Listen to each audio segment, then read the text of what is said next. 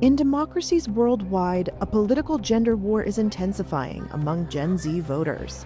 Recent elections in North America, Europe, and Asia have seen more young men in their 20s break to the right, while more young women lean left.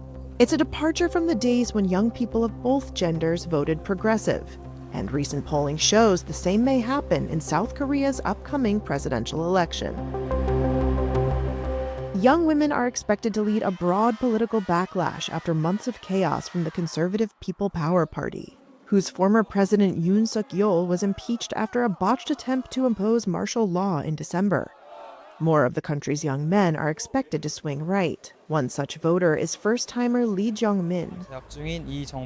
He told Reuters that while he is confused by South Korea's political polarization, he will vote for the right-wing Reform Party's candidate Lee Jun-suk on June 3rd. The candidate has vowed to shut down the Ministry of Gender Equality, speaking to an issue that resonates with men like Lee, who resent mandatory military service. 사회에 화가 나는 건 아무래도 남성만 군 복무를 해야 되는 거.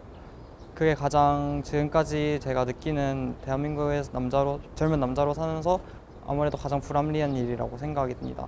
가장 청춘일 시기인 21살, 22살 그때를 다른 여성들과는 달리 사회에서 활동을 잘 하지 사회에서 이제 다양한 활동을 누릴 수 있는 시기임에도 불구하고 군대에서 이제 1년 6개월을 복무를 하면서 In total, over half of South Korean young men are expected to back right-wing parties, according to a Gallup Korea poll in May.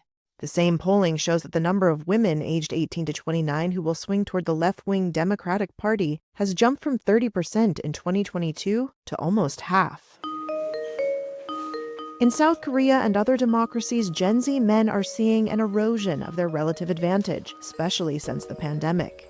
In the UK, where more young men are leaning conservative, males aged 16 to 24 are now less likely to be employed or pursuing education than their female counterparts, according to official data. In some countries, the gender pay gap among 20-somethings now slightly favors young women. EU data shows one of them is France, where men aged 18 to 34 voted in larger numbers for Marine Le Pen's far-right party than women in 2024's legislative elections. Daryl Bricker is the global chief executive of public affairs at polling firm Ipsos. We're seeing issues with things like, for example, an ability to actually start families and buy homes and do all of those things that probably their parents and their grandparents were able to do quite easily and thrive on. The Gen Z divide runs especially deep in South Korea. In 2022, all of a sudden, we saw the huge divergence among young voters, young men increasingly voting for the Conservative Party. Political economist Soo-hyun Lee of King's College London says young men are angry because they feel squeezed by competitive job markets and rising property costs, making the prospect of supporting a family daunting.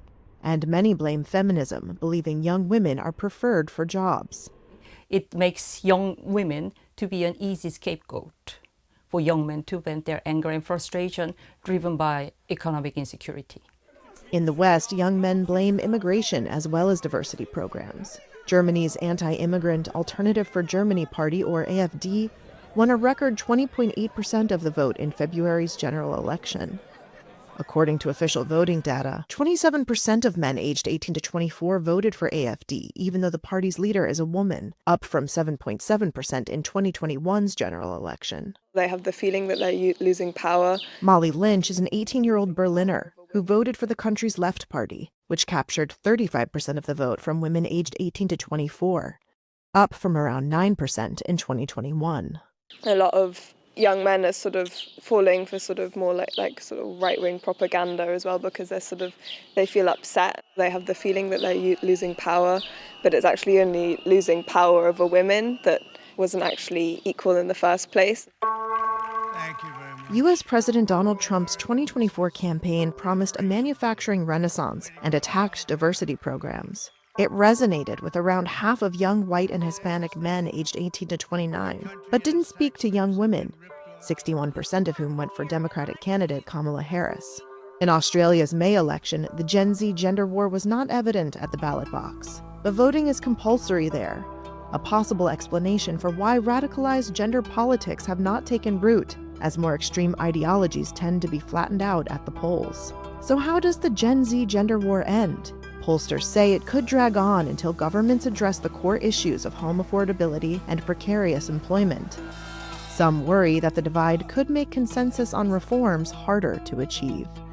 If the future generation is ever so divided along the line of gender and then refuse to engage with each other to build social consensus, I do not think we can successfully tackle these huge issues through big reforms.